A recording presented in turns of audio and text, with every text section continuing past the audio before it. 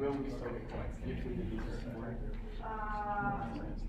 No, you gotta do it. I can't check. You can also do live. Yeah, you can live. But I can't check that you did the. So sorry. Yeah, like I can't check who's done the university. Okay, alright, yeah, let's start class. Where are we at? Okay, so yeah, a lot of stuff has been updated on the schedule. So let's see here. Oh yeah, here we are. So yeah, let's see. We've got I'm gonna talk about Lab 13 and Project 5 on Wednesday. But just know that those really aren't too bad. Most of the code is provided for you if you want for Lab 13. And then, so that's this week, do Thursday grammar. And then for Project 5, you're just going to take what you did in Lab 13 and change the sorting algorithm. So that is not fully given to you, but still, Project 5 should feel a lot more like a lab than a whole project. So the idea is for that to be pretty easy, but to get you just thinking about quick sort and merge sort are the two sorting algorithms we're going to use. So yeah, Lab 14, we were just talking about this, is to do the evaluation. Oh yeah, here, go for it. Can you go back to the schedule real quick? Yeah. Question. It looks like some of the dates are messed up. Oh, they definitely, Thursday and Friday. Okay, yeah, because originally I forgot a week of class. So thank you. Yes, this Friday is the 2nd. Yeah, Thursday's the 1st. Yeah, let's see. Did I say something? Yeah. The lab for this week is indeed due this week.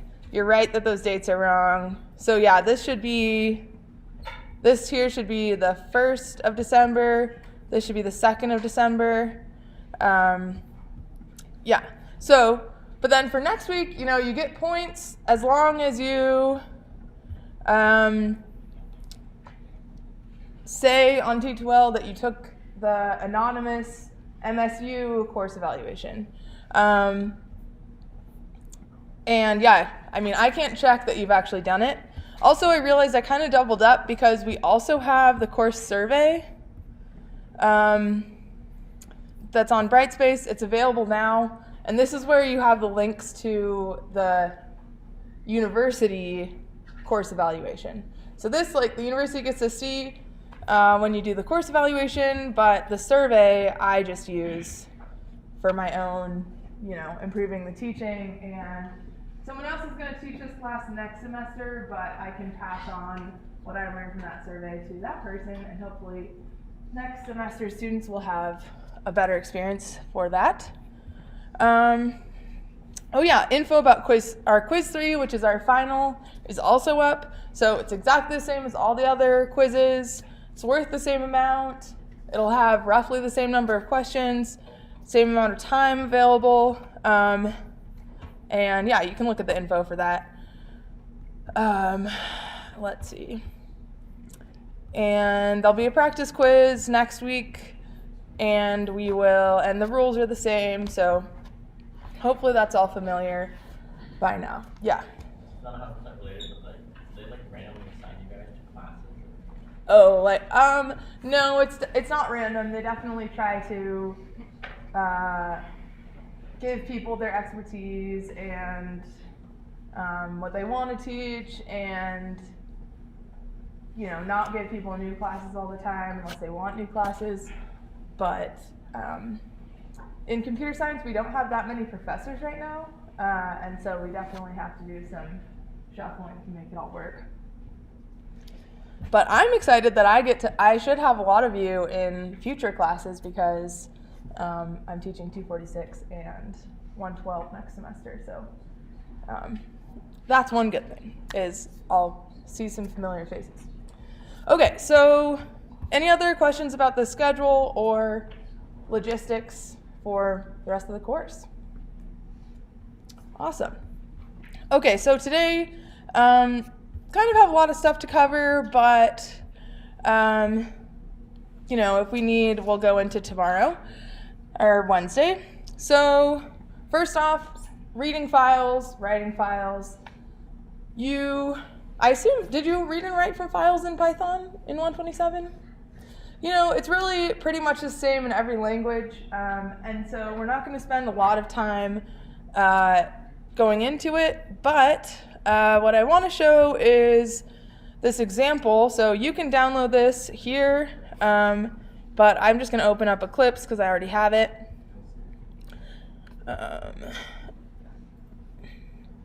And so in Java,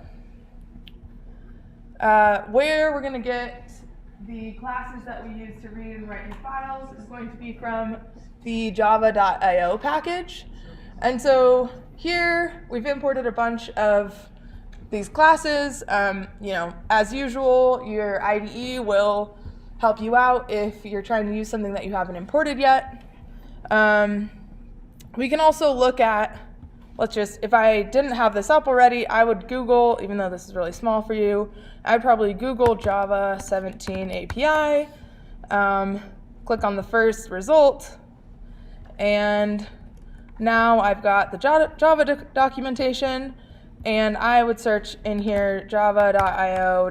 Let's say, it's been a while, I don't really remember how to print to a file, but I remember, I want to use this file writer class and maybe this print writer class. So I could just look in the documentation and look, okay, it's going to be in java.io. Now let's look at file writer, and I can go there. And just as always, I can get a lot of information about this.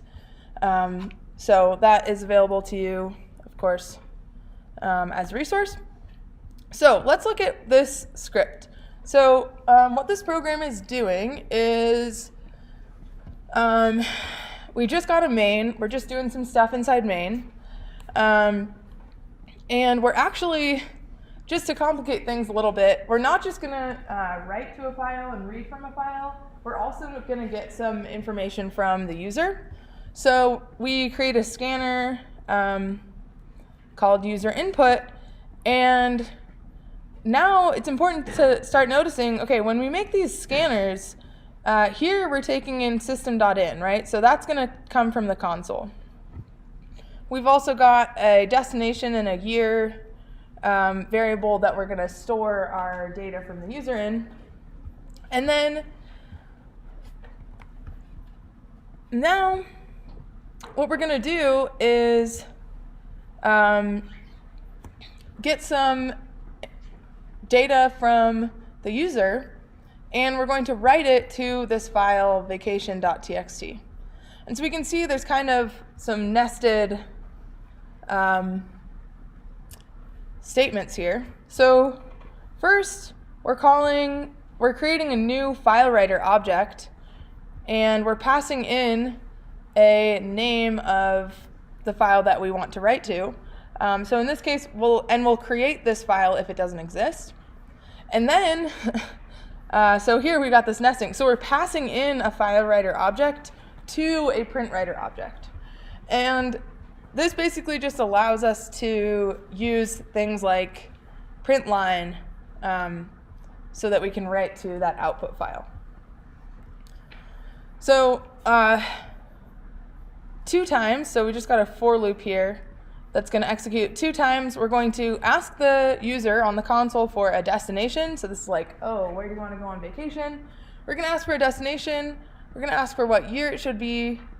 And then we're going to write this to this file, vacation.txt. So let's just run this and see if we can find that file, because you're going to want to know where that is. So I'm going to run. And so let's say my destination is going to be Paris in 2023, and I have, for some reason, another destination. I'm also going to go to Rome in 2023. Why not? So when we said we just called this file vacation.txt. And so this is kind of going in a default location where our program is running. And at least for Eclipse, if you want to find this, so on my Mac, probably can't make these very big, but if you've ever been able to find your Eclipse workspace, so, yeah, this is just like so small it doesn't even. So, first off, I can tell you where it's going. So we can see in this tree here of all my packages, right? Got a whole bunch of packages. I'm in my day 34 package right now. And if we remember, we can't see it in this package explorer because it's being kind of clever and it's just showing us our source code. It's not showing us the executable, the binaries that are compiled. But if you remember way back at the beginning of class, we talked about how we have both our source code and the Java binaries that are compiled from our source code. And inside my CSCI 132 project, which is actually just a directory on my computer, I both have these source files and I also have the binary files. And so I guess just because okay, I made them a little bit bigger. I don't know if that's gonna help. Nope.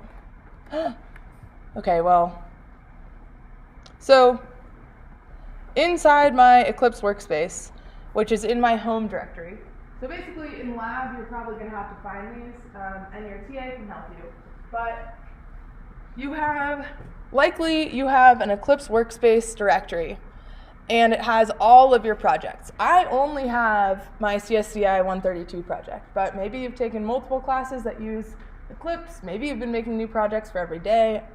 You might have multiple projects. But for me, this vacations.txt, it's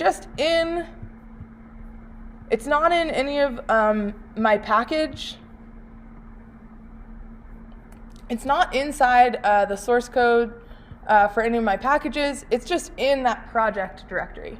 So for me, yeah, it's in my CSCI 132 project directory. And so let's just take a look at it. And indeed, I was able to save the text Paris 2023 and Rome 2023 in there. So can anybody, when we look at that, can anybody tell me what line of my program is actually writing each of those lines?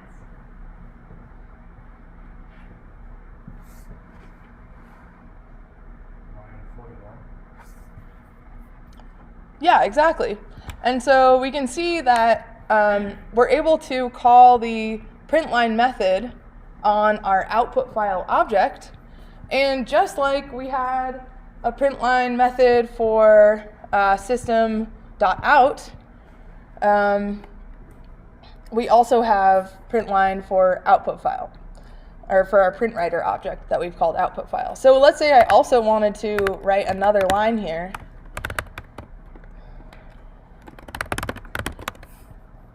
Now I'm going to have 4 lines in this file. If I run this again, I need a semicolon. So let me run it. Oh, okay. Paris 2023, 2023. Oh no. Okay, well, I did not try that before, so maybe we'll have to just...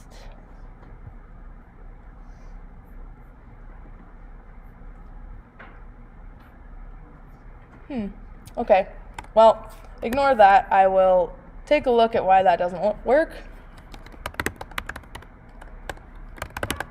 And, oh, it's because we read it in. Okay, I know why it doesn't work. It's because in the rest of this code, we're going to read that file.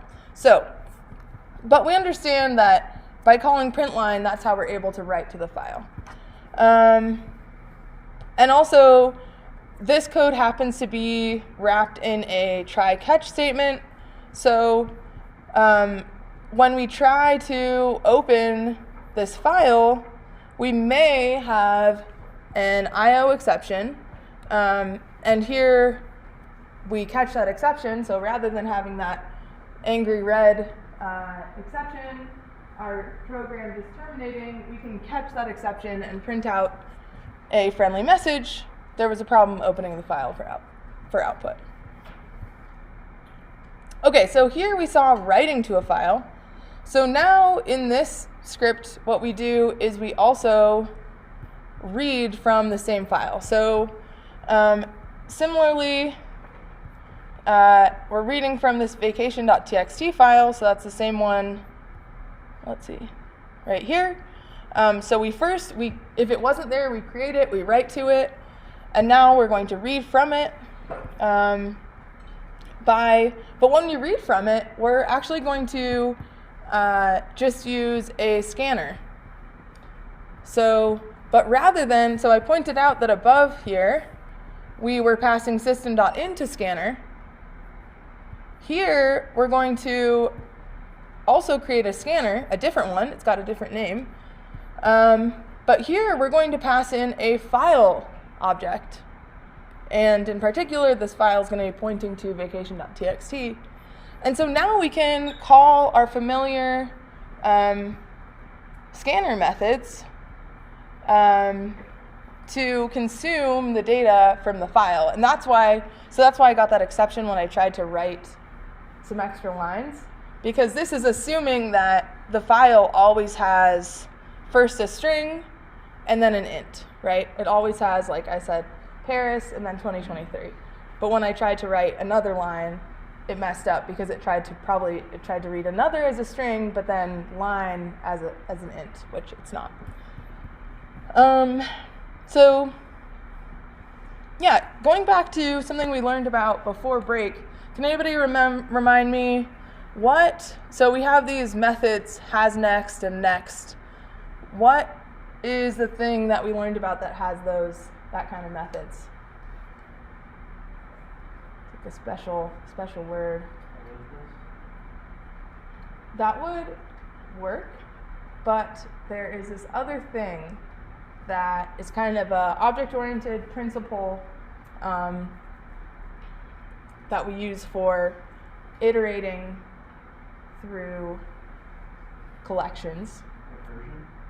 That would also work. We could use recursion to iterate through a collection. But there's certain objects are this thing. Iterable?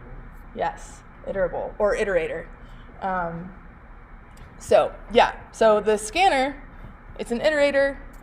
It has methods like has next, etc. Cool. So let's see. Anything? Yeah, we're reading from the file just like we were consuming data from the console. So we're calling next int, etc. And yeah, you're going to practice this on Thursday in the lab. Any questions on what we've seen? Cool. Great. So now, if we go back to the lecture, we are going to talk about trees and also a special kind of tree, which is a heap. And so the reason I want to talk about these things, we probably aren't going to implement them, but since this is a data structures and algorithms class, I think they're kind of cool thing to cover because heaps are very,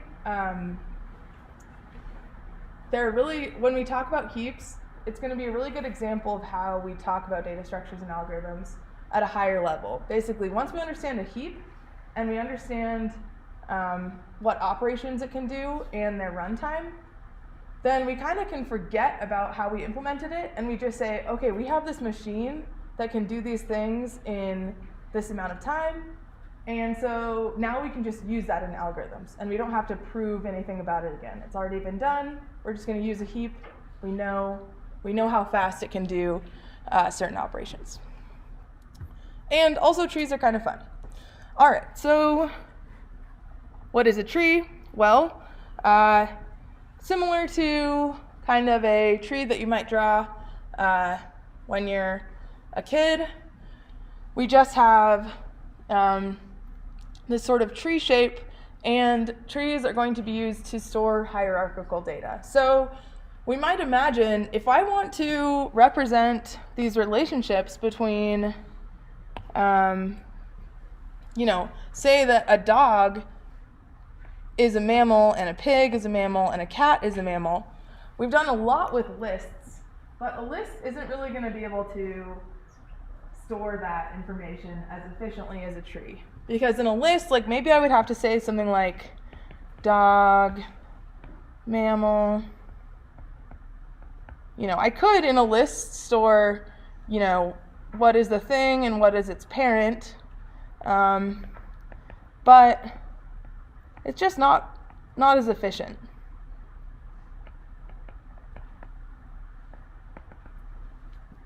As a tree.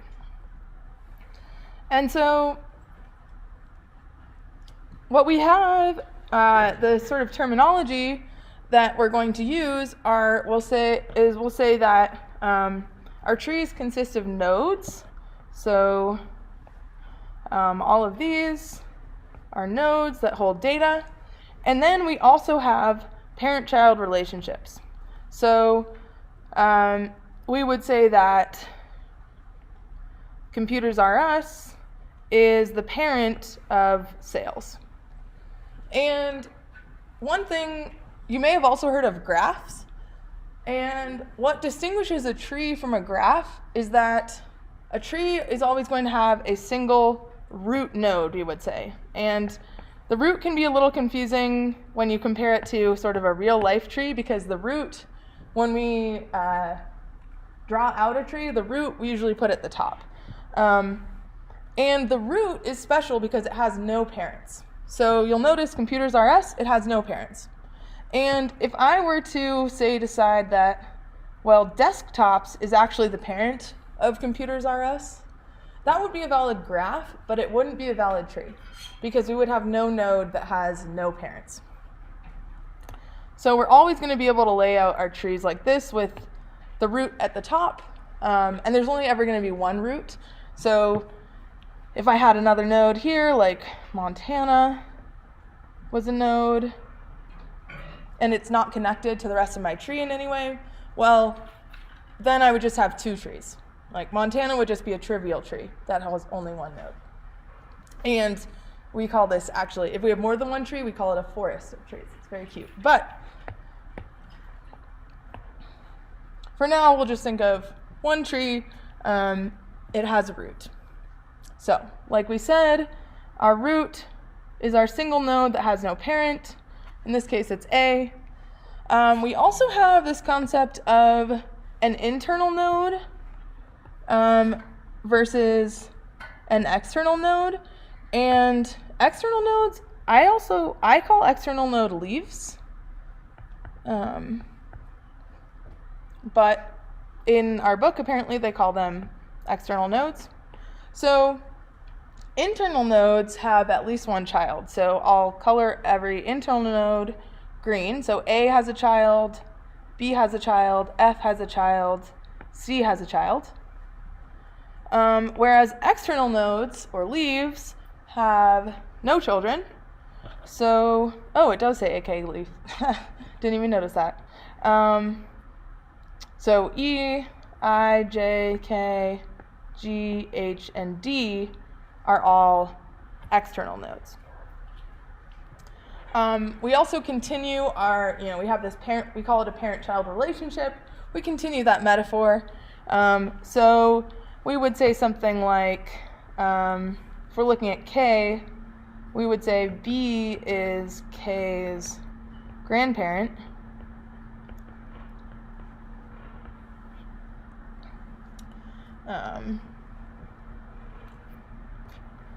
And if we go the other way, we also would say K is B's grandchild. And one thing that's going to end up being really important as we start using trees for algorithms, where we really care about how long things are taking, is the depth of a node or the height of a tree. So the depth of a node is defined to be the number of ancestors. So for example, if I said, what is the depth of F? Can anybody tell me what the depth of F is? Yeah, I see some people showing me 2. So exactly, it has 1, 2 ancestors. So maybe if we said D of F would be 2. Similarly, D of J would be 3. And then the height of a tree is just the maximum depth of any node. So here it's 3, but we could imagine that, and this tree we would say is pretty balanced. It's not like one side of it is super, super long and skinny and has like depth 10, whereas another side just has depth 2 or something like that. Yeah. Let's see. We also have a notion of a subtree. So we can define trees recursively and say, well, at any node, we also have a tree rooted at that node, right? So if I say the subtree of C, that would be C and all of its children, and that is also a tree.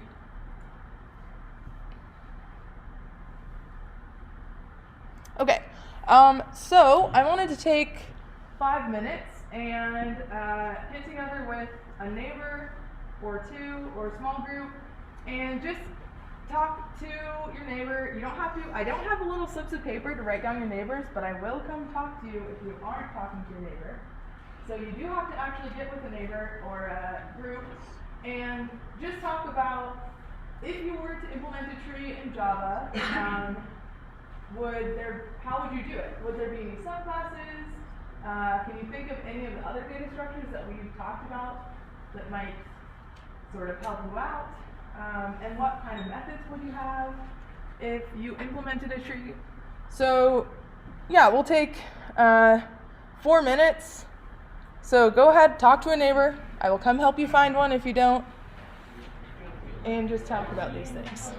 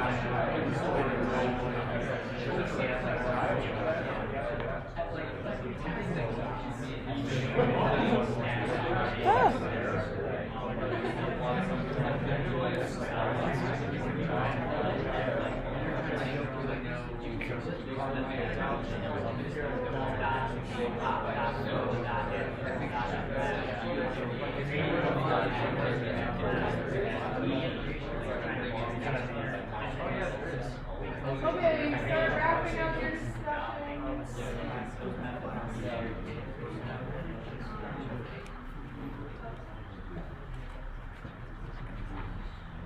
Okay, well, great job talking with your neighbors. I'm very impressed. I did these to kind of talk to anybody. So, yeah, any groups or individuals want to tell me what they were thinking about how, sort of big ideas about how we would implement a tree if we wanted to? Nested node class to build a roof and involve that. Yeah, and what does the node class kind of make you think of? Where have we seen that before? Yeah, and a linked list. So, okay, you said that we'd make a node class that would represent the root. Can another group tell me, so what about the other the other parts of the tree? Would we just, how do we represent those? Yeah. You can still use a node. Yeah, they're all nodes. So all of, everything in here, it's going to be similar to a linked list. We could call it a node class. For some reason, the book calls these positions, but regardless, they're the same thing. They're going to hold some data. So say that we wanted to represent this tree right here. Our nodes are going to have some data field that in this case would be a string.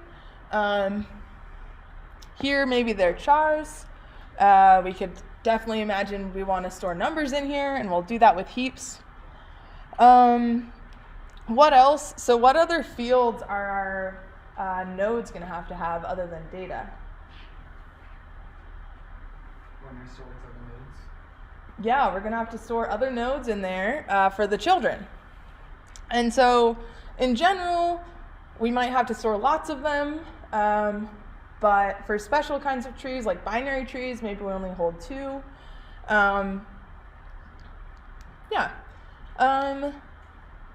I put what methods up, but really I would say that's kind of a trick question because it really depends on what you want your tree to do.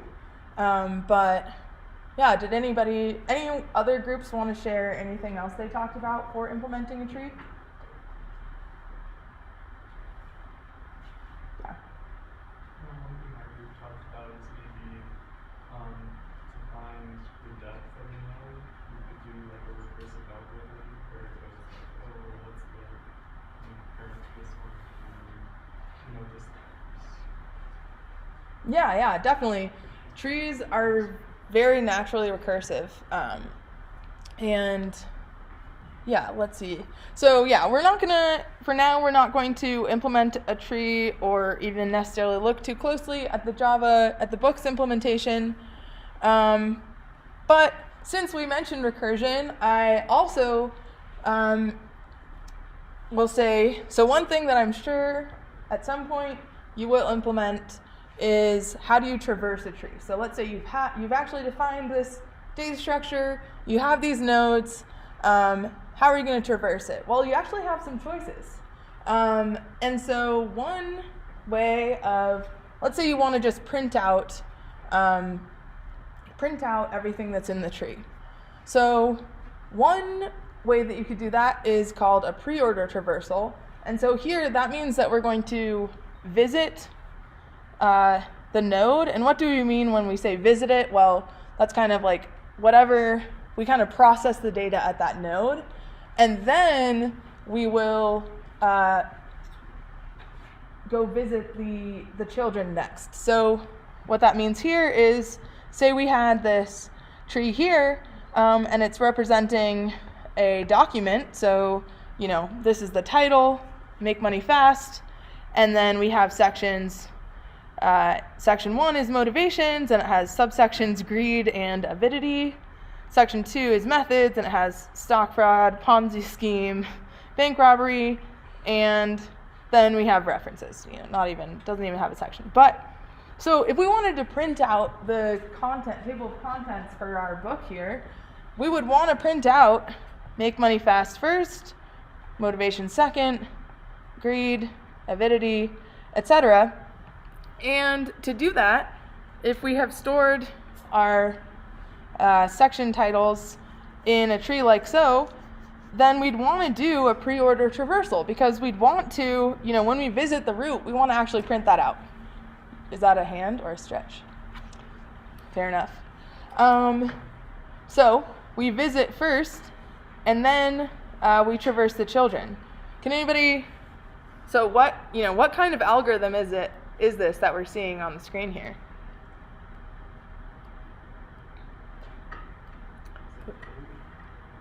Well, we got a for loop. Great. We have a for loop. And then what else can we say about this algorithm?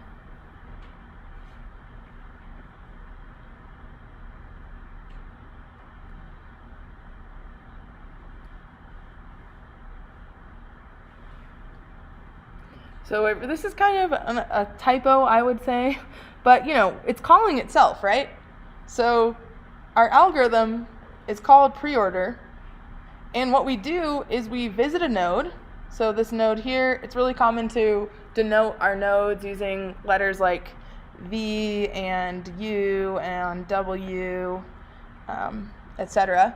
So we visit a node, like this Make Money Fast node, and then for each child W of V, so that would be this one, and this one, we make a recursive call to the same algorithm, right? So that's how we are able to do this pre-order traversal, is we go straight down to the bottom because we keep calling the algorithm and we keep actually, you know, visiting the node. And we contrast this with a post-order traversal, so just to show that, okay, there's something else. Well, this is when we don't actually visit the node, so we don't process it in whatever way we're going to process it until after its descendants. So here, let's say that we want to compute the space that each directory, so here we have a directory, file directory on a computer, so this top level directory is CS16. In CS16 we have the directory homeworks, we have the directory programs, and then we have todo.txt. And then inside homeworks we have some homeworks, inside programs we have some programs. And so this tree is representing this file structure. And let's say we wanted to add up the space that's used by all the files in each subdirectory. Well, we don't want to do a pre-order traversal because we want to visit things at the bottom first. And we can do that in our algorithm. It's almost exactly the same. We just change when we visit the node. So in this case, our visit would probably be something like sum up the sizes. So traversing trees, definitely something that you're going to do probably in 232. And yeah, okay, finally, another thing I want to talk about, binary trees. So only special thing about a binary tree is that it has at most 2 children. So here, programs, the programs node had 3 children. Otherwise, if programs had only 2 children here, then this would also be a binary tree. Yeah. No, that's an internal node thing. I was going to say, since the root has 3, is that? Ooh, no, you're right. No, you're totally right. My bad. Yeah. You're right. We also couldn't have that node there. Yeah, so each... Oh. Yeah, no, the root is an internal node. It's as long as it has at least 1 child, it's an internal node. So, yeah, and then we can also define what's called a proper binary tree if we always have exactly 2 children. But, yeah, and oftentimes we, because we only have 2 children, we can say one is the left, one is the right. So for node A here, its left child is B, its right child is C. And an important application of a binary tree is a heap, which we will start talking about today. All right, so heaps. As you can see, binary tree here. And a heap is a special binary tree. It has 2 properties, which is that the first property is called the heap order property, and this says that for any internal node,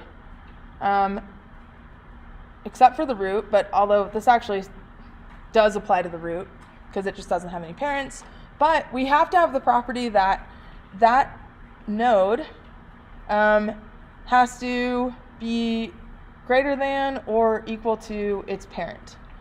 So, we can take any example here, but say 9, indeed, it's greater than 5. 7, it's greater than 5. 5, it's greater than 2. 6, it's greater than 2. So this example satisfies the heap order property, but if let's say 6 had a child, and its child was 4, that does not satisfy the heap order property because we don't have 4 is greater than or equal to 6. Not true. And so you'll notice that it's not like we have a perfect sorting of the data in a heap, right? Like, I could have an 8 here, and if I have an 8 there, it still satisfies the heap order property, right? 8 is greater than 6, but, in terms of being sorted, I would kind of rather that this 8 be, next to the 9, right? So our heap, it's not perfectly sorted, but it's sort of semi-sorted. Additionally, another thing about a heap is that it also has the complete binary tree property, which just basically means that we can never have a heap look like, have one super long side over here. So this would not satisfy the complete binary tree property, which basically just says we need to push everything up and be so that our tree's nice and full. So if we had 6 nodes, then we'd have to have our 1, 2, 3, 5. Oh, there we go. We would have to have our tree look something like that. So I kind of think of it, we squish everything up and to the left. And when we put that formally, it looks like this. So if h is the height of the heap, so for example here our height would be 2, then for the levels, So we might say the level of this tree, this is level 0, this is level 1, this is level 2. We would say that at level 0, there's 2 to the I nodes. So indeed, at level 0, there's 2 to the 0 is 1 node. At level 1, indeed, there's 2 to the 1 nodes. And then, that's it. H minus 1 is 1, right? So that's as far as we go. And then at depth H, so the bottom level, all the internal nodes must be, this is a typo. This should be H minus 1. So at depth H minus 1, all the internal nodes are to the left of the external nodes. So 5 is an internal node, so it is to the left of 6, which is an external node, which is a formal way of saying how I think of it, which is squish everything up and to the left. Any questions about that? Yeah. So this kind of guarantees the fact you add smaller numbers, like that small number gets popped out of the top down. Yeah, so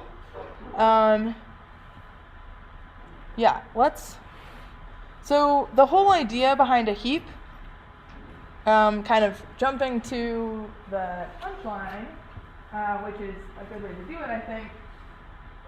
A heap, yeah, exactly. Our min value is always going to be at the top. So we can't make precise statements about, okay, where's the second biggest value, for example? Like, our second biggest value could be, in this case, it happens to be the left child of 2, but it could have been the right child of 2. But our smallest value is definitely at the top.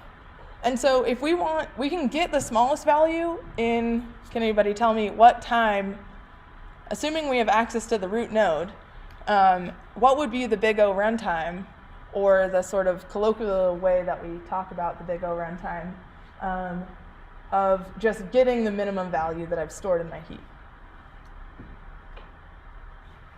Yeah, here, you can go for it. Okay. Well, okay, you said log n? So yeah, what are you thinking?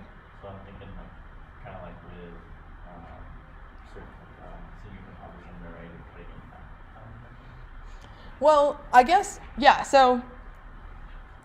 Well, so let's say I just want to know, let's say I maintain a pointer to the root. That's kind of typical, something that would be typical, that I would always make sure that I have access to the root. And so let's say I just want to know what the smallest number is. You don't know what the whole tree is because, you're just a computer. But let's say I want a method that just returns me the smallest value. Well, as long as I have a way to get to the root in constant time, then I can get that value in constant time. And so and I saw also, big O of 1, that would be the way that we would say that. So we would say that it's constant time to get the minimum value, or big O of 1 time. And then just to get it. But also to remove it, again, jumping to the conclusion, which we'll see on Wednesday, to remove the smallest value is going to turn out to be log n time. And adding something in is also going to be log n time. And this is all going to come down to, the reason for that is going to be that we can guarantee that the height of a heap is always no bigger than log n. So n being the number of nodes inside the heap. That's because we did this squishing up thing. So we can guarantee that our heap is no bigger than, its height is bounded above by log n. And so what you might want to do before Wednesday is just think about, if I removed, let's say I wanted to remove the root node, how could I reform this to be a valid heap in only big O of log n time? Or similarly, if I wanted to add in a new node, which would have to go here, how can I, something's going to go here, but my values might need to change. Like if this is a 1, 5, 7, 9, 10, and I add in a 4, how can I, and let's say I add it in here, I'm going to want to do some operations to move that to the correct place. And it's going to turn out that we can do that in big O of log n time. So that is the end of class. See you on Wednesday. Have a good rest of your day.